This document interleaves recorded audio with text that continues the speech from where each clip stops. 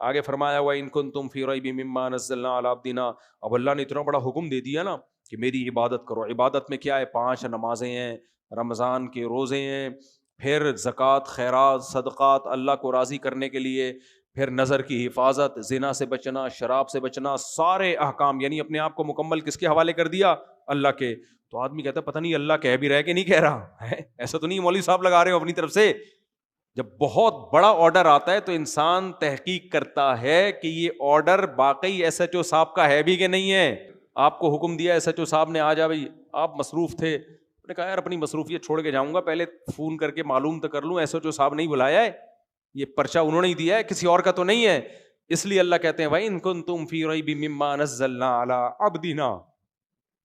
تمہیں اگر شک ہے نا کہ یہ کلام جو ہم نے محمد صلی اللہ علیہ وسلم پہ نازل کیا اس کے تردد ہے تمہیں، فَأْتُوا بِسُورَةٍ مِّن مِّثْلِهِ، اس جیسی کوئی سورت تم بھی لے آؤ نا. محمد صلی اللہ علیہ وسلم جو لکھنا پڑھنا نہیں جانتے تھے، وہ الحمد سے لے کے والناس تک پورا قرآن لے آئے، تو تم بھی کچھ تھوڑا سا لے آؤ نا. آج تک مجھے ایک بات بتاؤ، ایسی کتاب وجود میں آئی ہے جس کا انداز بیان اتنا سلیس، اتنا خوبصورت، جس کے مضامین اتنے پاکیزہ، اور جس میں موٹیویشن اتنی پاورفل ہو کہ 1400 سال پہلے ایک آیت نازل ہوئی کہ جو رمضان کا مہینہ پائے روزے رکھے، 1400 سال بعد بھی اس پہ عمل ہو رہا ہے. دنیا کی کسی کتاب میں ایسی موٹیویشن ہے؟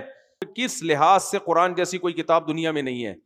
کوئی ایسی کتاب ہے جو 1400 سال پہلے لکھی گئی ہو جس کے مضامین اتنے پیارے، اتنے پاکیزہ، ایک خدا کی عبادت جس میں نماز روزے کی ترغیب ہو، غریبوں پہ خرچ کرنے کی ترغیب ہو، یتیموں پہ خرچ کرنے کی ترغیب ہو. یہ کہا جا رہا ہو جس نے یتیم کا مال کھایا ایسے جیسے آگ کے انگارے ڈالے اس نے، جس میں یہ سمجھایا جا رہا ہو کہ رشتہ داری کو جوڑو، جس میں یہ سمجھایا جا رہا ہو کہ شراب حرام ہے، جوا حرام ہے، سود حرام ہے، زنا کے قریب مت جاؤ، اور ایک دوسرے کو قتل مت کرو. یہ ساری پاکیزہ تعلیمات جس میں کہا جا رہا ہو معاہدوں کی پابندی کرو، اس چیز کے پیچھے مت پڑو جس کی نالج تمہارے پاس نہیں ہے. کیونکہ ان السمع والبصر والفؤاد کل اولئک کان عنہ مسئولا، آنکھ ناک ہر عضو کے بارے میں تم سے قیامت کے دن سوال ہوگا. ایسی پاکیزہ تعلیمات دنیا میں کسی مذہب کے پاس، کسی کتاب کے پاس نہیں. تو اس لیے قرآن کہہ رہا ہے ایسی کتاب لاؤ نا. پھر اس کا تو مطلب یا پھر یہ ہوا دوسری تو کوئی کتاب تمہارے پاس ہے نہیں، اس کو تم اللہ کی نہیں مانتے. اس کا مطلب یہ ہوا کہ اللہ نے اپنے بندوں کو پیدا کر کے لاوارث چھوڑ دیا ہے، کوئی گائیڈنس نازل کی نہیں ہے.